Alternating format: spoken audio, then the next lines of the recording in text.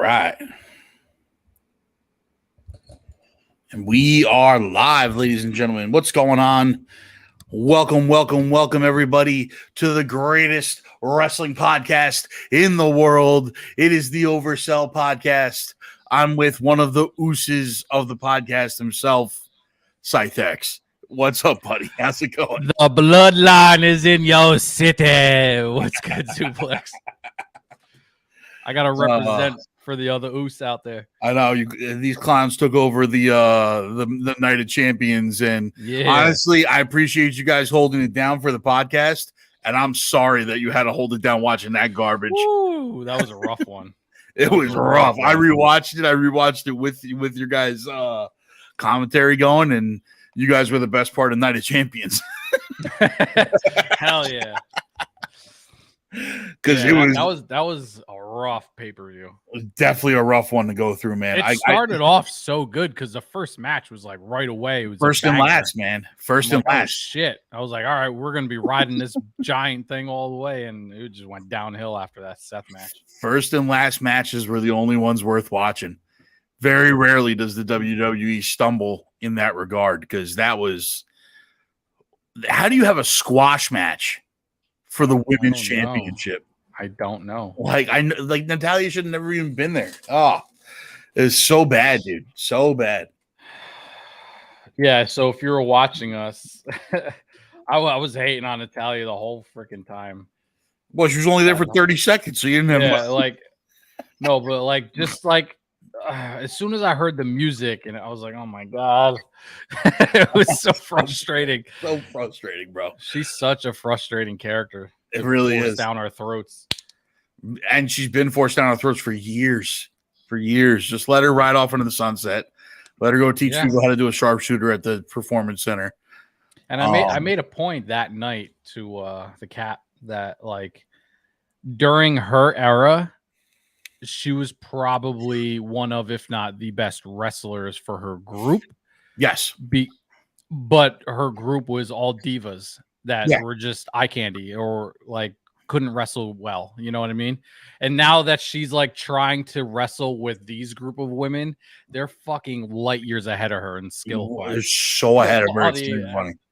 It's wild. It's wild. Because when she was coming up and when she was really big, maybe Beth Phoenix might be the only one that can hang with her as far as skill wise in the ring.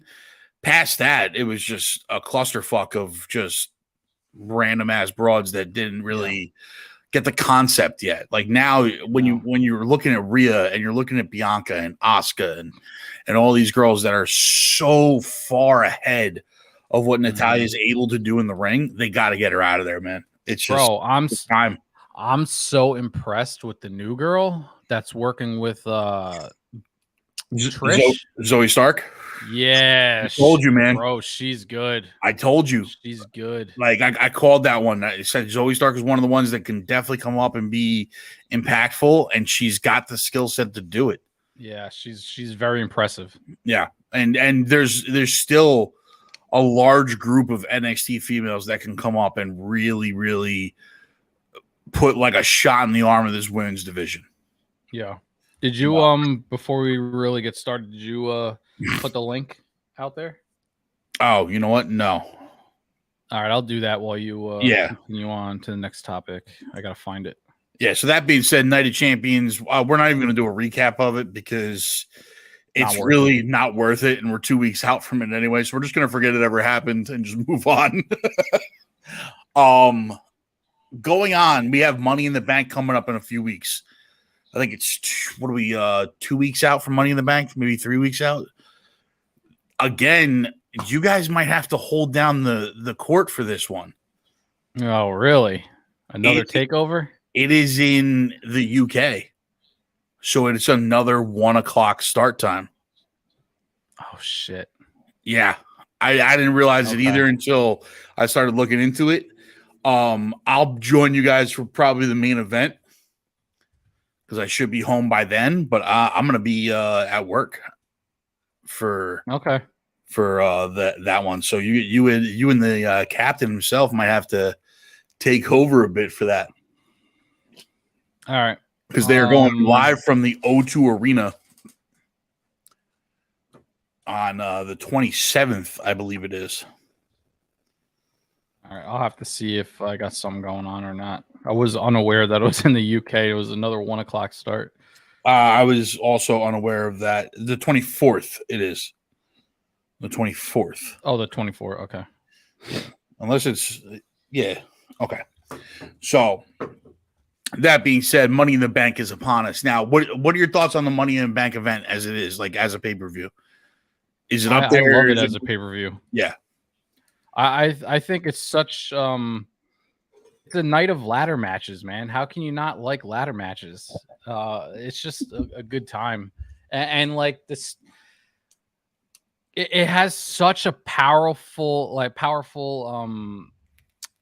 want to say meaning, but there's another word I'm looking for, like implication to the any title that they want to challenge. You know what I mean? Like it's such an important event or an important match, depending on the belt that it's for.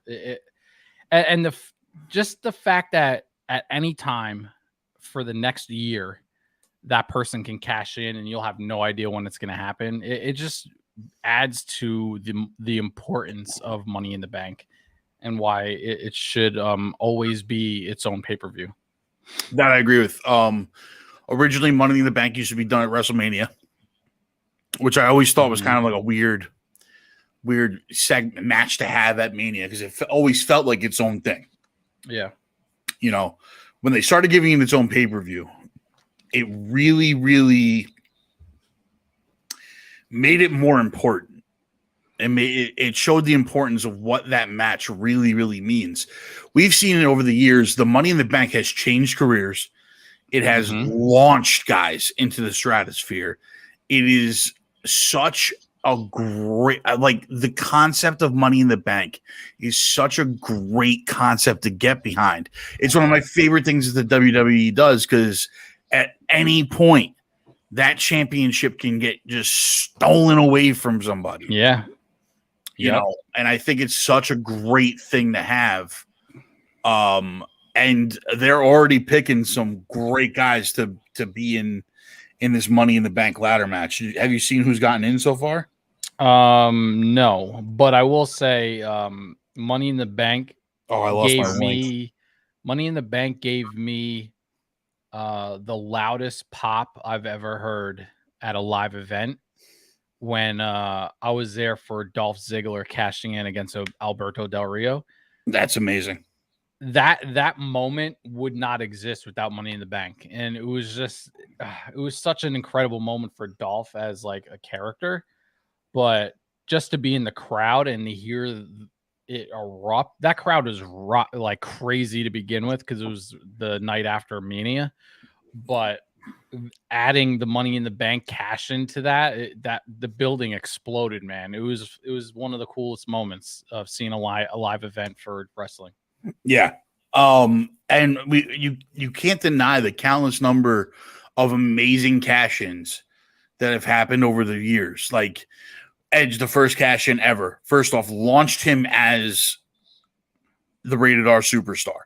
Like that's what really made his career as a singles competitor, was Money in the Bank. He won it, and he made you wait for months and months and almost a full year until he cashed in on Cena at Elimination Chamber, which was absolutely amazing. The Miz cashing in was absolutely amazing.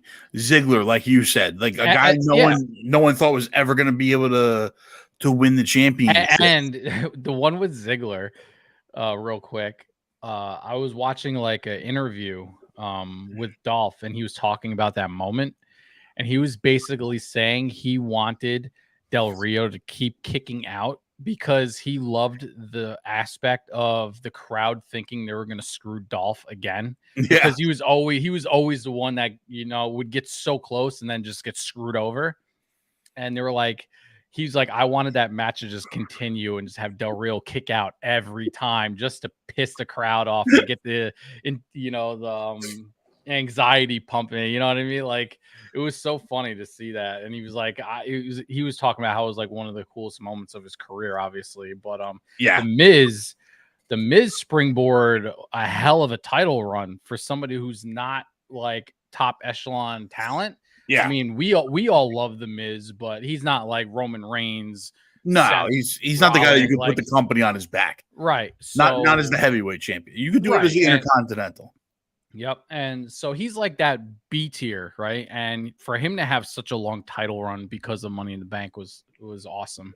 Yeah, absolutely. I mean, those three stand out. The other one that stands out to me is RVD. RVD cashing in, and instead of cashing it in, calling John Cena out and being like, how about we do this at ECW One Night Stand? Where RVD has the supreme advantage, had a full match with him, one of the best matches of all time. And you knew that there was no way Cena could walk out of the Hammerstein Ballroom as the new champion, as the champion. Like RVD had to take that. That place would have fucking crumbled. You're not wrong. Cena would not have gotten out of there alive. Like ECW fans are insane, and they're what make ECW. They're what made ECW was the fan base. So like even that cash in, even though it wasn't a traditional like surprise cash in, was so smart the way they did it. And last year, the men's cash in was destroyed by Austin Theory winning the title, winning the Money in the Bank rather, and then you knew he couldn't cash in on Roman. You know, like True. It just you know, and it led to him cashing in on the U.S. title. So hopefully this year, since we've got a secondary title, unfortunately, it means that Rollins is probably going to get cashed in on, because I still don't see them ending Roman Reigns' historic run with a MIB cash in. I just don't see it. It would piss me off if they did that. It depends on who's in the Money in the Bank match. So far, the three names that are in right now, and I know I got my favorite who I want to win this thing already. But the three names that are in right now are Ricochet, okay, Shinsuke Nakamura, okay, and your man, LA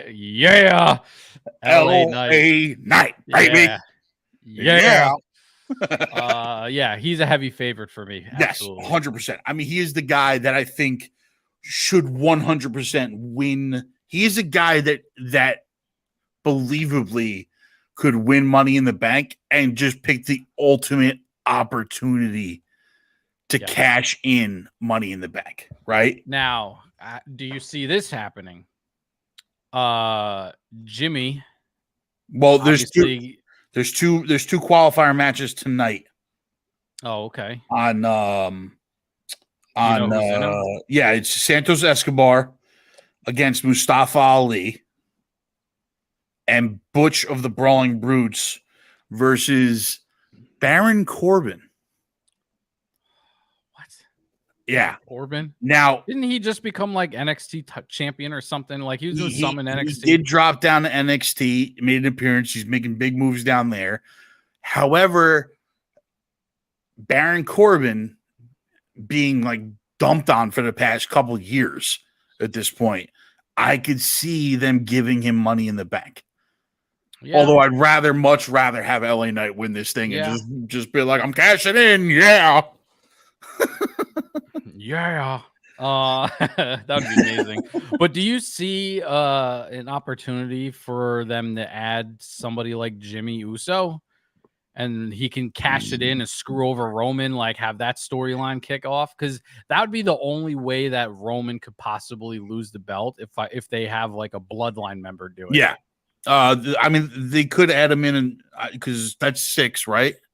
No, that's 5. That's 5. So there's got to be a 6th qualifier match. So there's a possibility it could be Jimmy, possibility it could be Solo, possibility could be Jay. Yeah. You know, that's the only conceivable concept I see of Money in the Bank getting cashed in on Roman if it's another member of the bloodline. Correct. But even then, I don't think they're going to do it, because to end his reign with a Money in the Bank cash in, that would put a real sour note on the end of his reign. Mm-hmm. And it wouldn't be the pop that you want to happen. You don't think so? No. If it came from like Jimmy, who's kind of turning face now, he's not in the faction. Like, I feel like he'll get a pop for that, man. They get a pop for it, but I mean, will it be? If I don't it's know, Solo, man. I would say there's no pop. If it's Jimmy or Jay, I think Yeah, it'll be a pop. Yeah, I mean, like, listen, I agree that there would be a huge pop of him coming out and cashing in, but I don't think it's as impactful as them going on a year-long like rivalry, going to WrestleMania and Jimmy beating Roman at WrestleMania, or Solo beating Roman at WrestleMania, or even if they go back to Cody and Cody beating Roman, you know what I'm saying? Like, that's way more impactful on the long run. Yeah. And serves this long story that they've been telling better than Jimmy just coming out with Money in the Bank. You know? Mm-hmm. Plus, I secretly really want LA Knight to win Money in the Bank and cash in on Rollins, because an LA Knight Seth Rollins rivalry would be fucking amazing. Those promos would be awesome. I mean, they'd be the most fantastic promos ever. Like, that's what we want. The women's Money in the Bank. Now, so far, there's a favorite that I have in that one too, because you have sorry, good over there, bro. Yeah, a little agita. Got the itis. You got the itis. Zelina Vega, who they love cramming into things like this. Yep. Becky Lynch, it's Becky, so it's one of those things. And Zoe Stark has qualified for the Money in the Bank ladder match. I would love to see Zoe Stark win a Money in the Bank ladder match as a rookie and cash in on either Rhea or Asuka. I would want her to go after Asuka. That would be I think Asuka awesome is the match. better one for her to go after.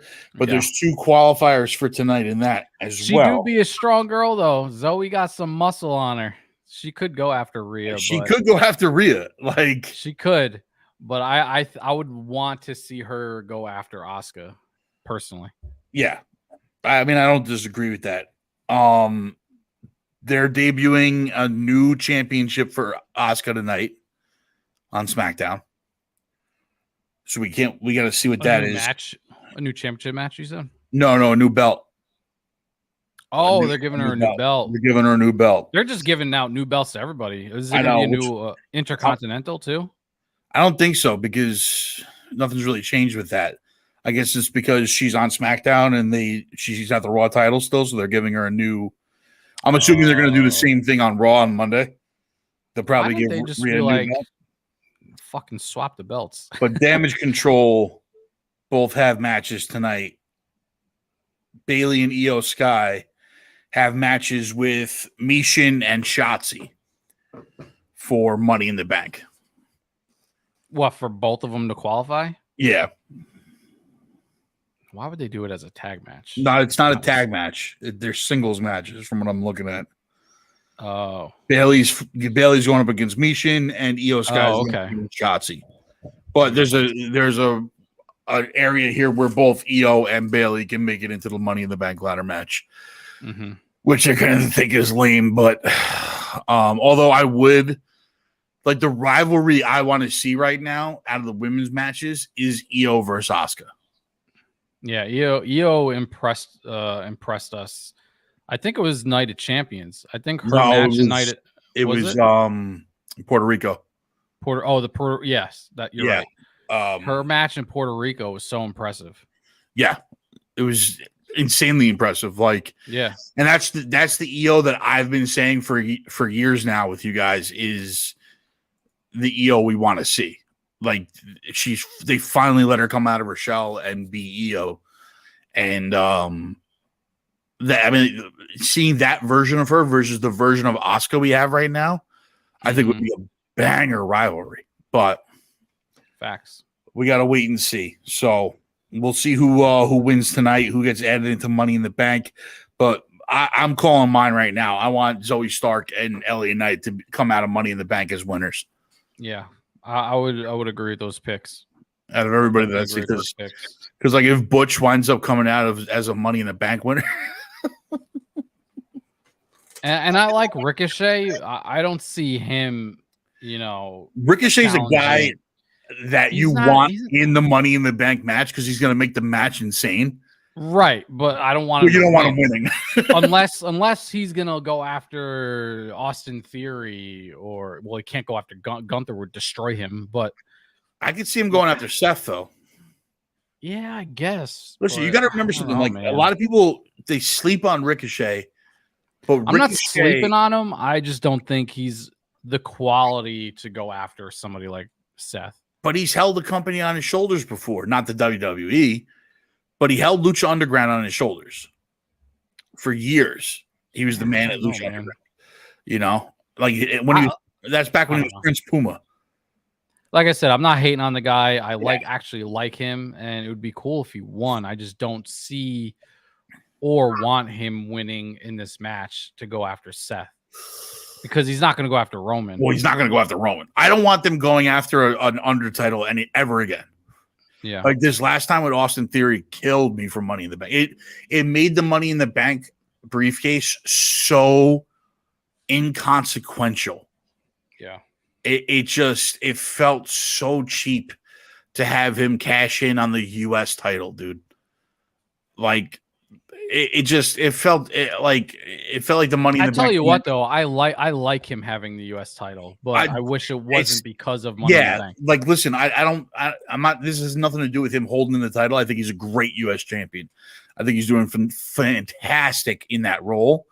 Yeah, but they wasted a Money in the Bank cash in on that. They could have had him just beat Bobby Lashley. You know what I'm saying? Like they could have just had him beat them in a triple threat match. The way he's been, every match has been a triple threat match now, and he just finds a way to weasel a win out. Like that's, they could have done that. They didn't need to waste a Money in the Bank cash in, which we just talked about at the beginning of this.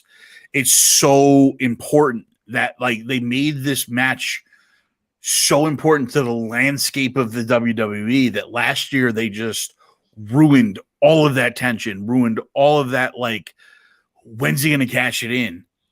Because everybody knew he couldn't cash in on Roman. Yeah. Especially when Roman's got the bloodline around him, because you're not going to be able to cash in. Jimmy J and Solo are going to stop you from fucking doing it. Correct. And even if you do cash in, you're going to get mugged before you even get into the ring. So it's one of those things where it's like, you knew he couldn't cash in on Roman. Where do you go with that? And they tied themselves into a corner, having Roman hold every fucking belt in the company. So it's a tribal chief, bro. Speaking of every belt in the company, what did you think of the debut of the new Universal Undisputed Championship belt? I don't know, man. I fucking hate it. It looks so ugly, bro. Weird. Yeah, I don't like the yellow. The yellow is kind of strange. I don't know if it's supposed to be meant to be gold, but it is. It's probably supposed to be gold, but it looks very yellow. Like Seth's belt looks 1,000 times better. The World Heavyweight Championship looks 1,000 times better. Yeah, like Roman's just looks cheap. Like I ordered it from WWE.com. It was a replica. it looks so bad, dude. Like, I don't understand what they were thinking with this belt. And they made a big thing to debut it. He had like I don't know, man. I don't understand. Like, so they merged his titles into one belt, which to me still doesn't make sense. It was like he controls both championships. They make a new title, and now you're basically throwing one of his titles away just because just because you just want Seth to have a belt now. Like the way they did it was kind of weird to me, where like he should have lost it legitimately in some fashion. No, I mean this isn't the first time. Forced him to split the belt up and then have it go somewhere else, and then you change the belt. Then you know what I mean? Yeah, I mean this isn't the first time that they've done this though. They did it back when they had the undisputed titles when Jericho won them. Yeah, I know. And they merged the belts. Then you got to merge the belts at some point, or have them lose one of them. You can't have them, but the problem is you can't have them lose one of them. That's the issue. Once you give them two belts, you can't have them lose one of them. I guess. I don't know. Because the whole idea of it is, let's see if I could do this here. How did I do this last time? You pulling up a picture of it? Yeah, I'm trying to at least. The beehive belt. Yeah, the beehive belt. It's the bumblebee. It does. It looks like it's the bumblebee belt.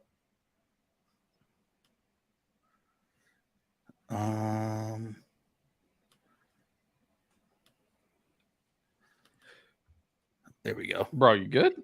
You got it? Yeah, sorry. I'm just, I'm a caveman when it comes to computers.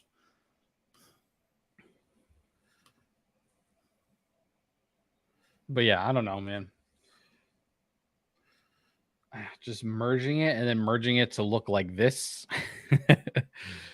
There we go. Yeah. There it is. It just and this angle with the glare is actually helping it because the yellow is atrocious. It looks so yellow. I mean, this is a much more flattering picture of it because it doesn't look as yellow, but it is so yellow when it's not got a bright light shining on it. Yeah. But listen, we've had this discussion before. They had to merge the belts because you can't just lose one of them. Because once you have both, you either have to put both up. Like you can't just put up one belt unless they do both in one night. That's the only way it works. But they've done that before, though. Haven't they? Haven't. No. Someone's gone up to a dual champion and been like, I'm challenging you for this specific belt. I've seen that before. Not in WWE. Are you sure? Because I could have sworn one of the titles have been Angle had challenged. Angle had two belts at one point. He had the European and the US title. No, the European and the Intercontinental Championship. He had to defend both of them in a 2 out of 3 falls triple threat match against Benoit and Guerrero. The first fall got the Intercontinental. The second fall got the European. Like that's when they're separate belts, you can do it like that. But when it's the undisputed Universal Championship and the WWE Championship, they're the same champions. They're just meant to be on different brands, So yeah, I don't know. I think merging the belts was the right way. I just wish they picked a better belt because that thing looks trash. Yeah, and it does. I know why you guys really don't like it because now you don't get to watch Roman walk around with 19 belts hanging around his fucking body. Well, yeah, it's a dope like visual that have all these belts, obviously, but I just wish they handled it better and gave him a belt that was actually good looking and not this thing. I'm trying to figure out how to do this. Share screen. Yeah, it's not so easy now, huh? There we go. Boom. Can you see it? Let's see. You can really see the yellow on this picture. Yeah, there you go. Like, look how yellow this thing is. Oh, it looks so like stupid. Buttered popcorn. It looks so stupid. That's your new championship belt, ladies and gentlemen. I feel like when he picked up the belt and he saw it, he like smirked at it. He was like, "What the fuck is this thing?" I don't know. Like, how do you put down, like, not forget the SmackDown one because it's blue. That was like brand specific, but the Universal one, The Universal looked fire, that bro. one was I that's a like the great background. belt. I like the Like, black why not background on it. merge? Yeah. Why not just say I'm merging these belts and it's all going into the Universal? Like, why Yeah. didn't they just do that? I don't know. Bring gold back, but I mean, Yeah. the Seth's belt is so much better.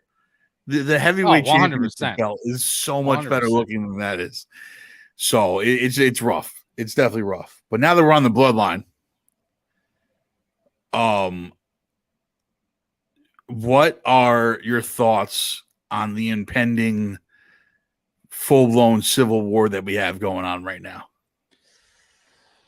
Oh boy, it's rough, man. I hate to see it, but I also love to see it. I think what I want, what I think is going to happen is like two different things. I would love for um I would love for Jay to not leave the bloodline and have just Jimmy go solo and like try to find his way on his own. But they're not going to split them up. I don't think they're going to split them up. And if they do split them up, I feel like they would push Jay more than Jimmy.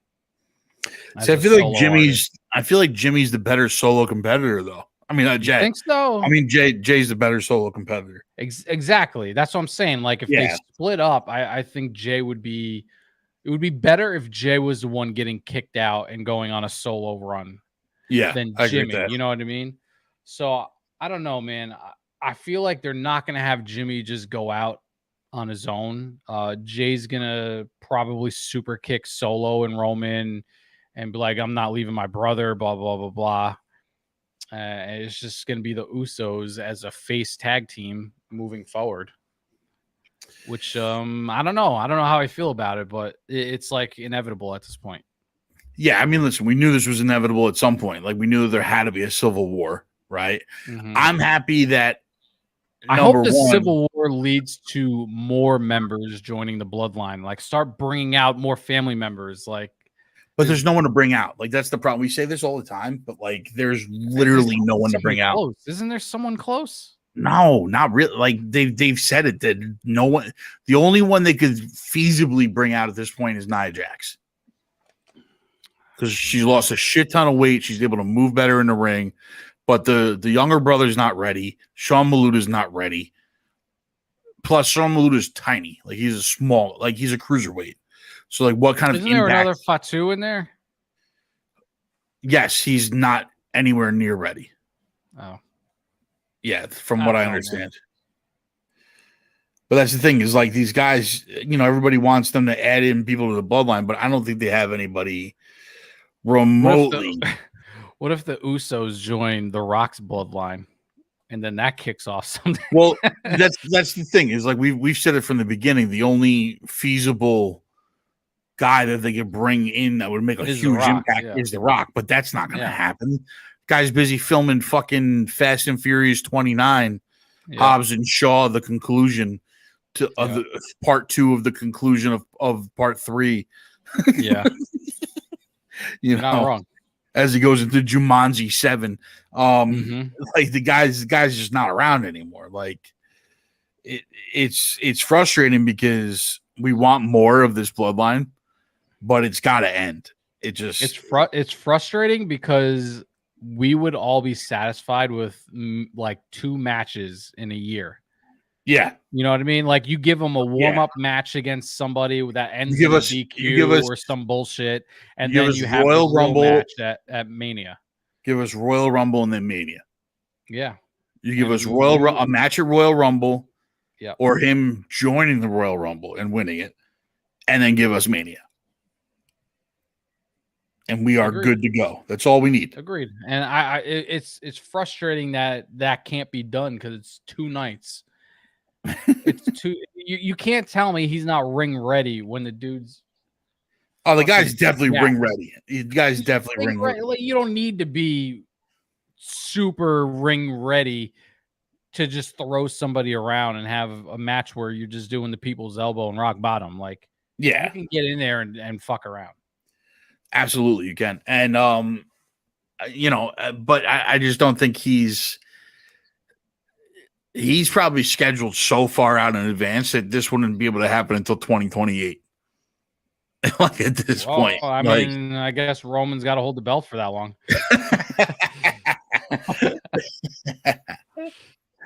Tribal Chief's got to keep going. We got Money in the Bank. Money in the Bank at the end of this month, right? Hold on, we don't know. Continue. Yeah. How far is he to the number? Who's like? What's the number one spot in days holding the title? No, he's another 1,000 days away from that. Bruno Sammartino is the number one. It's something like 2,800 days. Oh, 20. It's that much? Jesus. Longest WWE title run.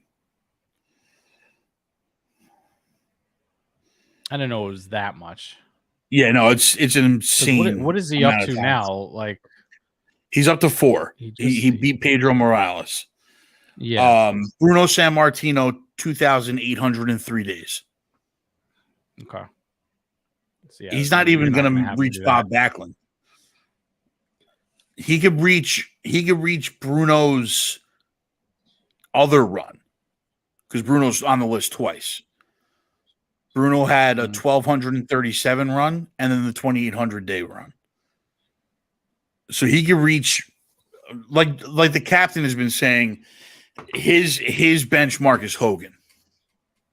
Yeah. Right? Because he feels that they're going to try and erase Hogan.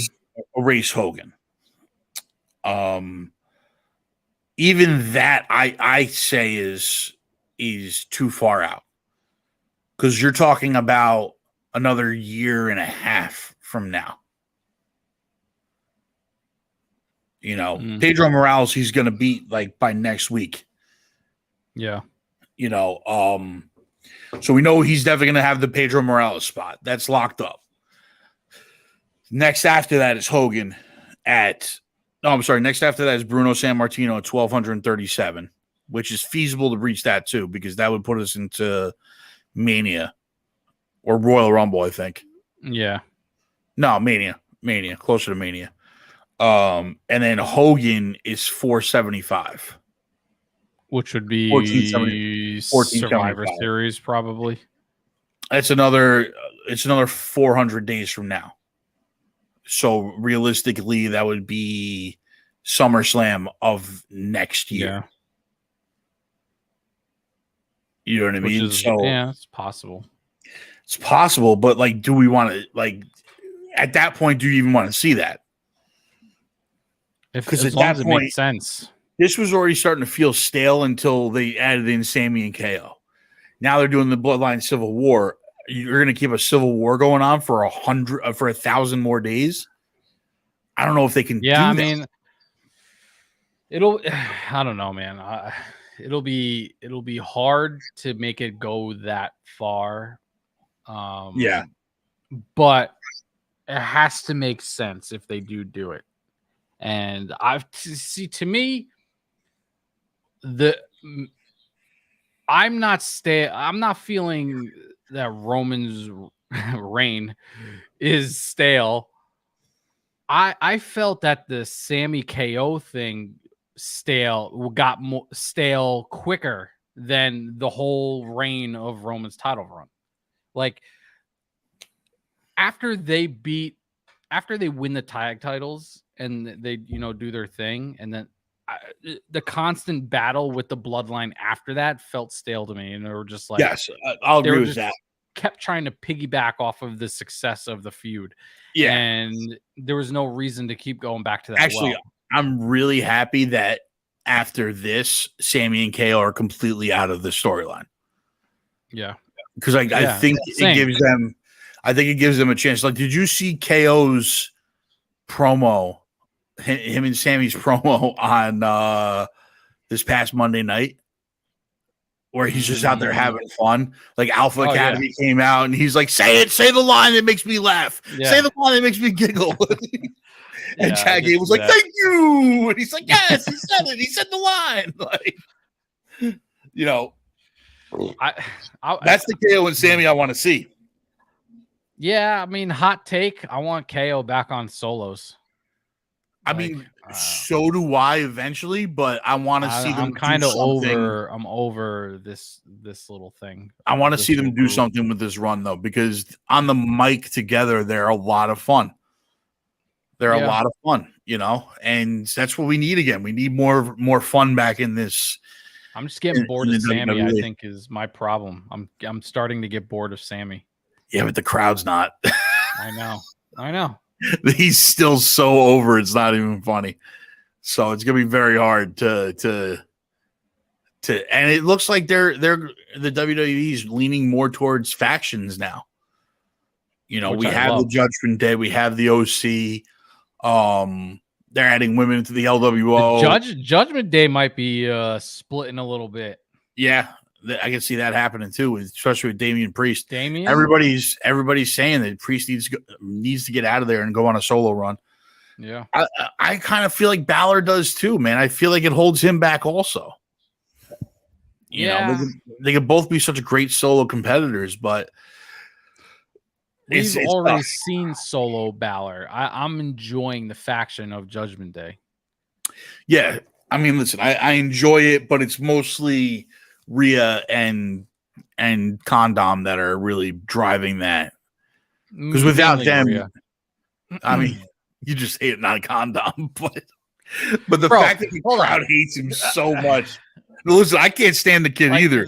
But you have to. They won't let him speak. They hate him so much. I know. Like he just gets booed out of the building, and he throws this bitch-made punch to fucking to Cody Rhodes right on Raw. Did you see this? Yeah. He throws a little bitch punch to fucking Cody Rhodes and then hides behind Rhea and starts laughing. I'm like, I fucking hate this guy. I'm like, I'm so done with this guy. He's pissing me off, dude. But that means he's working. Not in the fun heel way. He's just pissing me off in general. Like, I'm just getting so aggravated with him. Oh, speaking of heels, July 28th, it comes back. Oh, we got a date finally? Stephen Amell said it on his TikTok. Oh, fuck yes. End of this month, it comes back on Stars. Bro, this season's been ready to come out for a year. And I know. The network kept shutting it down for some reason. Well, it had something. I found out it had something to do with rights. There's a whole big thing when Stars split that on who owned it. Oh, so they were arguing that, and that's what wound up being the problem. But now that Stars has the rights back, they can throw it up on Stars, so it's coming back. Good. That's such a good show. If you are at all a wrestling fan or just enjoy good television and storytelling, you need to watch Heels, because 100%. You don't have to be a wrestling fan to enjoy the storytelling that's going on in the show. Absolutely. It's a show about wrestling. Wrestling fans will enjoy it more because I think there's more to unpack there, but you can enjoy it as a non-wrestling fan. It's showing you more behind the scenes of what's actually happening in the wrestling business that you normally don't get to see as a fan. Yeah. And there's a lot of Easter eggs, like CM Punk showing up to play some fucking I think Cody Rhodes is going to be in this season, if I'm not mistaken. That's what I heard. And like Mick Foley being the aging wrestling podcaster. Yep. I love it. I love that show. Love it. Great. So happy to have you back. Besides that, I mean, that's pretty much everything that's been happening over the last couple weeks. Would this kick off another Amell SummerSlam run with the show coming back? I don't know. Maybe. I'd love to see him and Cody tag team again. Him and Cody tag team. You ever see the memes about him and Hangman Page? No, I don't think so. That they look exactly alike. They look like twin brothers. Yeah. Hangman and Amell? Yeah, Hangman Adam Page looks exactly like Stephen Amell, just with long hair. Just with long hair. That was one of the things that I wanted to talk about too. Did you see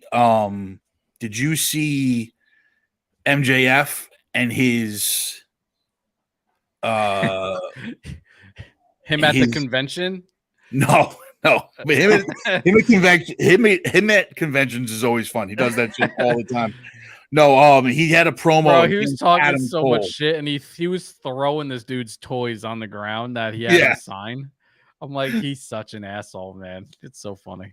Sorry, no, he had a promo recently with Adam Cole, where he basically what he did was he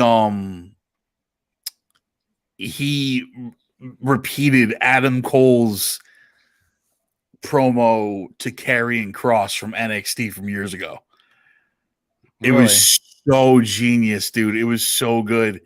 You got to check it out if you haven't. And it got me thinking about like who are some guys outside of the WWE that you think could really make an impact if they brought them over? I mean, the easy choice is MJF because he's just so polarizing. MJF he would immediately control the building when he picked up the microphone for the first time. Like it would be, he would hit the ground running and just take over. Outside of him, I mean, like a Dean and Moxley coming back, like something like that. Why are we looking at this belt again, bro? Sorry, hold on. Why are we looking at this honeycomb piece hold of shit? Hold on. Oh no. Oh, he didn't save to there. Give me a second. Mox is a good one too. I like Mox.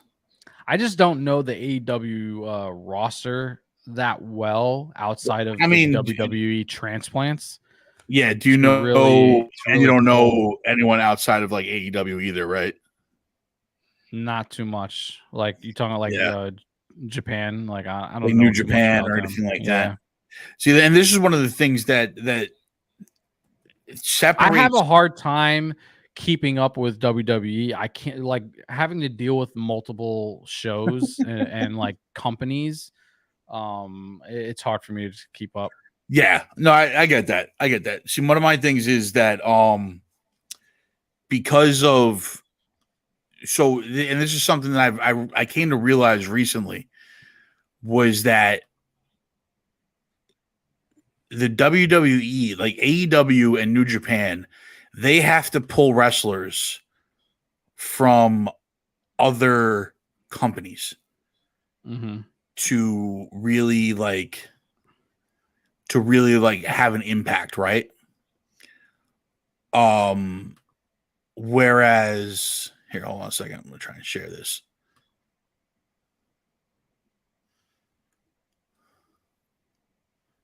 That's Hangman Adam Page. He kind of. I don't know if he. I'm thinking of somebody else, and I'm struggling with the name. He looks like somebody else to me. How about that? Yeah, that looks like a Mel. That looks like a Mel. Yeah. That first one was he looked different. Yeah. So one of the things that separates the WWE from these other companies is really it's NXT. And NXT has been a big thing for years. And them having their own performance center and their own like basically minor league that they can call up from means that they don't really ever have to pull from anywhere else. Yeah. Because they can just bring up from NXT. So that being said, did you see that Braun Breaker called out Seth Rollins on NXT? I did see that, and that's very, very intriguing. Do you think they would actually go through with it? What if he would be an interesting. What if they do a NXT qualifying match and for Money in the Bank? For Money if in the that Bank, happens, then I immediately switch from LA Knight to Braun Breaker. like what? Why don't they do that? You have your best competitor insert into the Money in the Bank to potentially challenge. Like, yeah. I think that would be a cool intro to your character to the main line. Have a Money in the Bank ladder match qualifier. Yeah, have 6 guys from NXT have to get a briefcase that has a Money in the Bank qualifying letter in it. Why not? Why not? The Money in the Bank. You could do that, or have some crazy I don't know, like cage match and last man standing type shit. Listen, I'd be down for that. I'd be 100% down for that. It'd be cool. It'd be a cool way to really push up NXT guys. I don't know if he was just being a little cheeky by calling out Seth, or if they're finally ready to start bringing Breaker up. Like this is starting to plant the seed that he's starting to make noise and come up. My thing is he's been feuding with Carmelo Hayes. He's been going back and forth with the title, and this time they turned him heel, right? Like it's just getting boring on NXT seeing him go after Carmelo Hayes over and over and over again. And he may have gotten snubbed at the draft due to the issues with his father and anti-trans comments that were made at an Impact show. So I don't know, but I would like to see Braun come up sooner rather than later. Yeah. I think he could have a good. If he's ready, don't milk it. Just bring him up. Yeah, just do it. He's definitely ready. I mean, he's definitely ready to go. He could go on a feud with Seth right now. I think. It would be annoying. Because you know how, like, if you're the rookie, you kind of get thrown into a random match and get your ass beat for your first time. You know how they do that all the time. Like, oh, here's the new guy, and you have him go up against some fucking A-lister that just stomps you in 30 seconds. Like, somebody like him, I feel like if he's able to insert himself into Money in the Bank or into like a major match, I'd also be okay with him inserting Grayson Waller into Money in the Bank. Have you seen? He's been doing some pretty decent work up on the main roster so far. He hasn't really had any matches, but he's had his little Miz-like show, like the Grayson Waller effect. Everyone's got a show now. Everybody's got a show. But I mean, it looked good. You know, he's good on the mic and everything like that. Like, did you see his segment?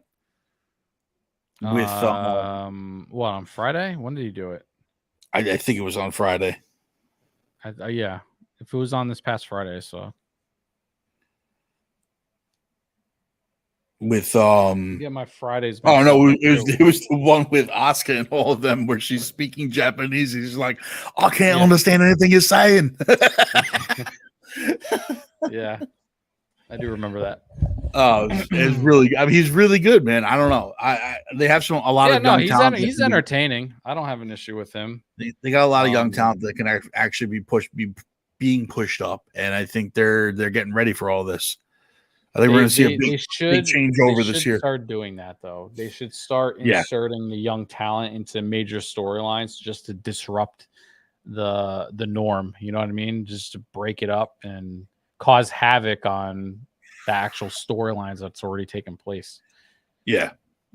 No, I agree. Well, that being said, that's everything we got for you guys tonight. This is the Oversell podcast, the greatest wrestling podcast in the universe. I'm here with the Oos himself, the master of the bloodline, Scythe X. He's missing his other Oos, the captain. He's going to be off camera for the next couple of weeks, but we got you guys. Paul Heyman has him busy doing things. That being said, like, follow, and subscribe everything on GGen. Make sure you guys are sticking with us across all platforms. We're everywhere. We're on everything. Make sure you guys. Next episode, is it next week or waiting for Money in the Bank? No, we'll do one next week. Okay, we'll do one next week. You guys next week. and then we'll probably it'll be next week. Next week we're gonna be able to talk about what's happening tonight because we should know a lot more about the Bloodline stuff tonight. Yeah, it should be next week. It's like an ultimatum. Next week, and then there'll be that. Then the week after would be Money in the Bank. Cool. So at the O2 Arena, that might have to be hosted by Scythe and the captain with me coming in late to the party. But if it's a 1 o'clock start, maybe we don't do it live. Yeah, maybe we just review it the next day. Maybe we do a 4 o'clock watch party. I could be home by then. You're saying we don't watch it live and we just watch it later? We could do that all together. You know what I'm saying? Yeah. Do a 4 o'clock watch party, maybe. I don't know. We'll have to talk about that off air, and we won't bore you guys. Depends on how long it actually is. We'll have to see. Well, it's the same. It's 3.5 hour, 4 hour pay per view. Right. Yeah. So we'll talk about it. We'll talk about it. All right. That being said, we're out of here, ladies and gentlemen. Love you guys all. Like, follow, and subscribe, everything on GGen. We are out. Deuces. The ones.